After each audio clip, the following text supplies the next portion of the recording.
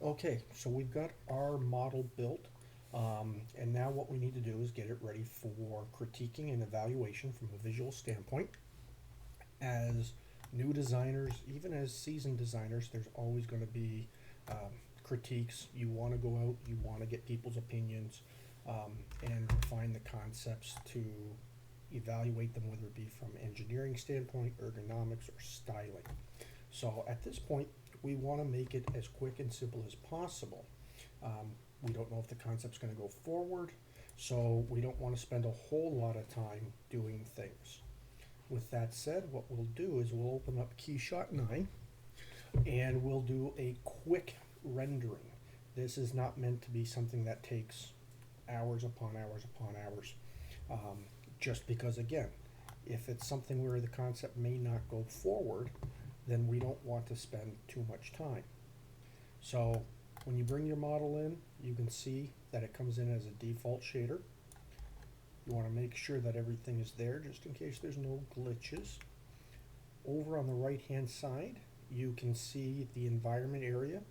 So you've got your materials that will be in your scene, the camera that'll be in your scene, and then what's actually in your scene, including environments and lighting. So as you add things, this is the area that you come up and edit. So let's just take a quick look. You can see that the model sets that are in here is our Braun coffee maker. So we will scroll down and you can kind of see all the parts are in there. Now, one thing that doesn't happen is that the names don't carry through from Solidworks that you created. But the nice thing is if you click on the part in the scene, then it will show up in your menu tree, and then you can use that to assign the materials. Um, so there's not too many parts here. We know there's some common colors. So what we want to do is we're just going to add the materials to here. So let's say that we did our marker rendering or marketing gave us our color specs, and we're just showing this in one color. So we want to quickly go and add our materials. So for this, I am going to start with just doing the plastic components.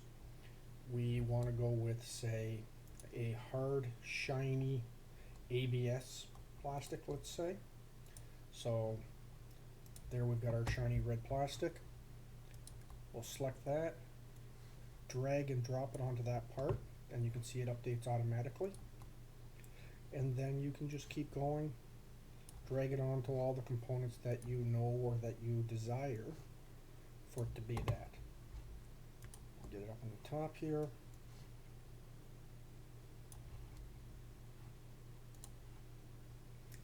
And I'm sure there's a variety of different shortcuts and ways to do this. For now, I just want to kind of show you some of these things. Now, you can see that we've got a variety of different materials or different shaders applied. We know that these are all going to always be consistently the same color. So what we can do is just select them all, right click, and then just go to link materials. And what that does now is takes all those different materials, makes it into one, or links them, so that if we adjust the color, then what we can do is they'll all change at the same time. So right now we're not worried about lighting, scene, things of that nature, because we want to just start with getting our materials applied. I would highly recommend that as you go forward, you pick up a simple book for photography that deals with product. You know, you can learn about 3-point lighting, scene setups. It really does help. So let's add in our metal here, and we're going to go with, we'll say, brushed aluminum, or my apologies. Let's go with,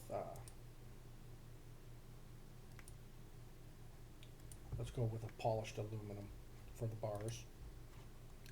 Come back to our scene.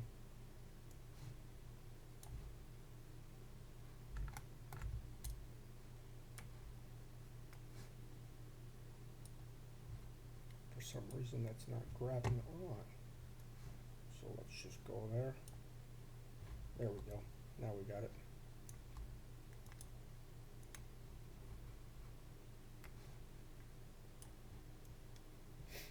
Okay, so we've got that. We've got two strips here. That's hard to see, but we know they're there because we designed the product. So let's just grab the polished aluminum to that. Now these ones, I'm not going to link these because just in case we want to change those to be something separate. So, but again, we can come back and we'll do that later. So now we're going to have, let's say we're going to build all this with shiny material. So, or shiny plastic, ABS again, or whatever it may be. So let's just come back down. We're going to go to our hard. Let's go with shiny. We've got that.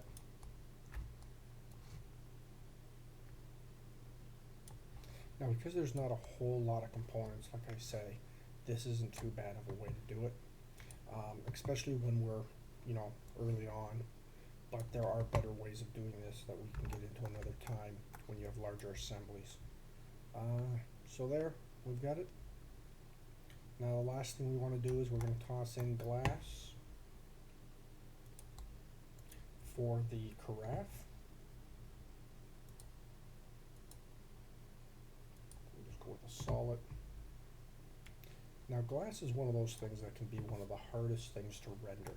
A lot to do with reflection and the lighting. So here you can start seeing things are picking up a little bit better. But I don't think it's quite at the level that we want. And we also missed the top part. So let's just go back to our plastics. We'll grab that shiny red again.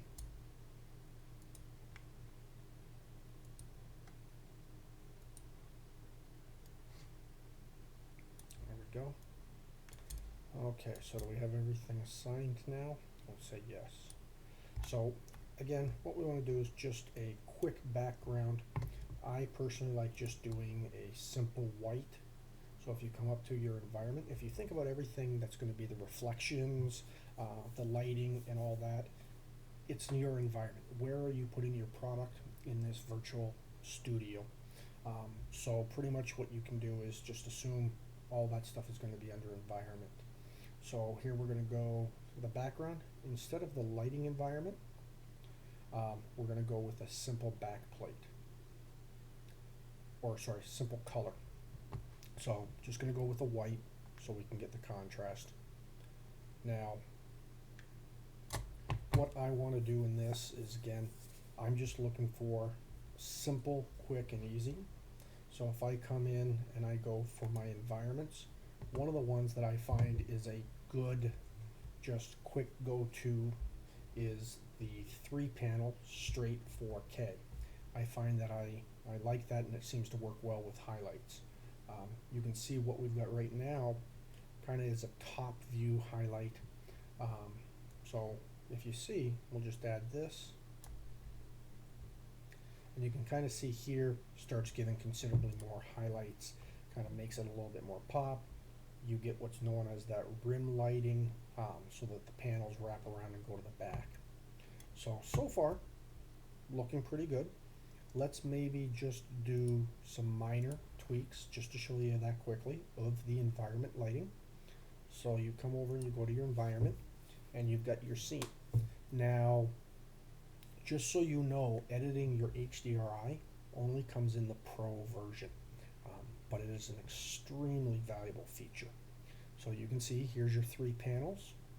They correspond with the panels actually that you see as reflections, because that's what we're trying to do, is get the lights to reflect.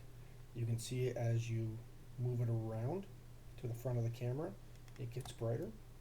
So at this point, you might want to just figure out how you want your setup for your camera.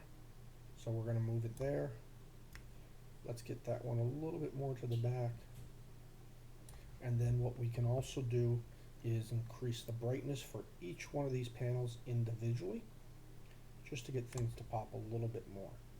So for this, we're going to say, you know what, that's not bad. We're going to come over, we're going to go and look at doing some ground reflections. Let's just see how that looks. Do we like it? Do we not? That's always a personal preference. But for this, we'll just toss it in, a little extra eye candy. And then let's say always continue to save. So we can call that render R1, R1 for revision. I highly suggest that you save your models fairly often, and you save them with names that you're going to remember and in a order. So Rev 1, Rev 2, because you never know when you may need to go back to what you last did or to remove some mistakes. So you can see maybe this isn't the best looking rendering. The glass isn't 100% real. The bands that hold the handle on, you know, there's pretty much a hard light there. And, you know, maybe it's a little too washed out in the back, but that's partly the camera angle. But for this, you know, to get it in front of some people, to help them visualize it and to make some decisions, it's good enough. And that's what we always want to make sure. At this point, is it worth spending 6 hours of your time doing this where you could be designing something else? Or if you're a consultant, does your client need to spend the 6 hours, you know, let's say $100 an hour at this stage to make a decision? And that is something that will be always to be determined, and you need to understand your clients for that. So let's now just go in and quickly show how we can create a few cameras here. So we've got the default camera that is there. What we want to do is create a couple new ones just to have them for now. And what we're going to do is add new camera. We'll call that camera 1. And then let's just get a top 3/4 shot, we'll call it. So again, like parts, I like to name my things so that it is easy enough to go back and quickly jump to those cameras.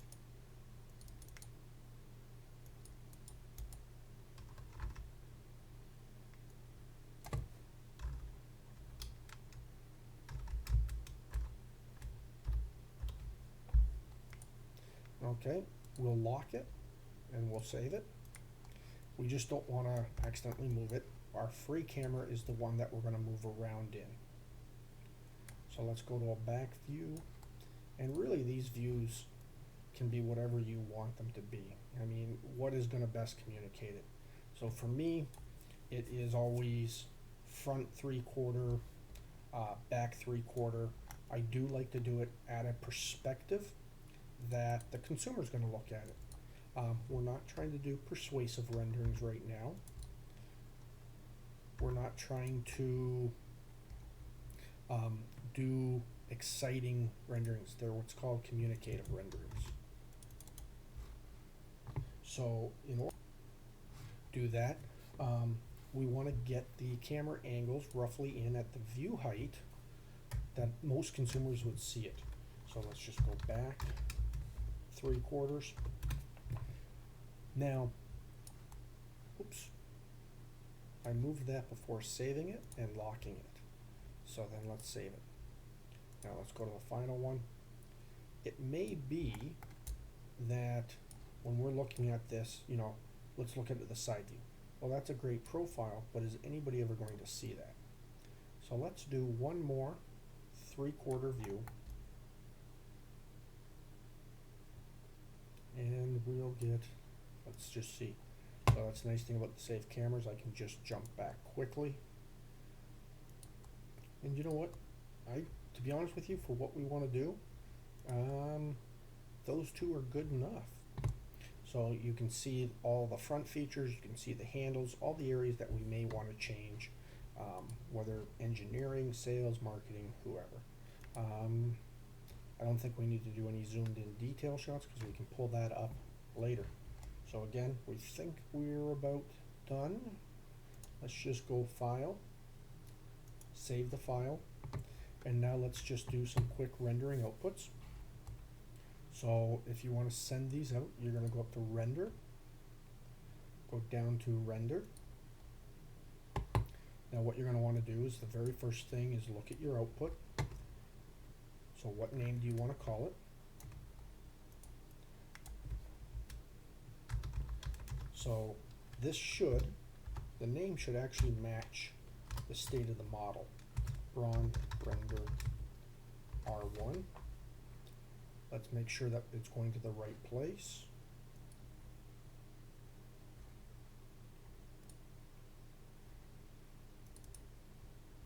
I like to try to have everything organized so that I know where they're going.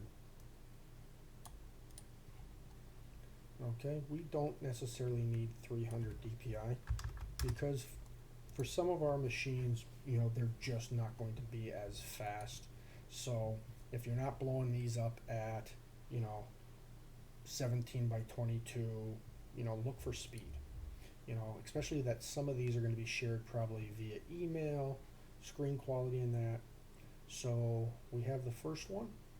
Let's look at our options. For me, because I have a fairly good graphics card, I am going to go with a GPU mode.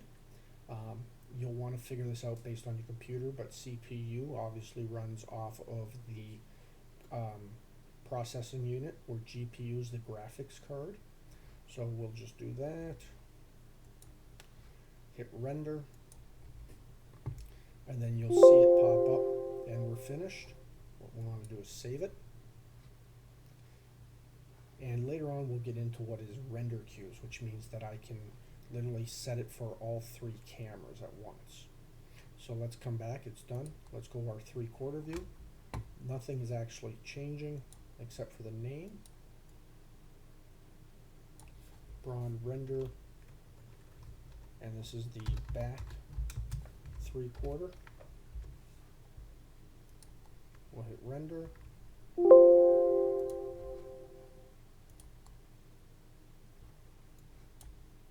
Now we've got the front 3/4.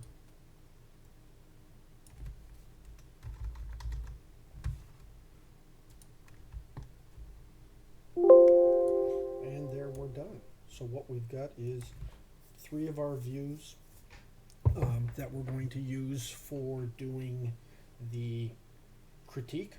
Either we'll sketch it out, put it in front of somebody, get feedback. So what I'll do next is bring this into Sketchbook and we'll take a look at that, and we'll do that in the next part of the series. Okay.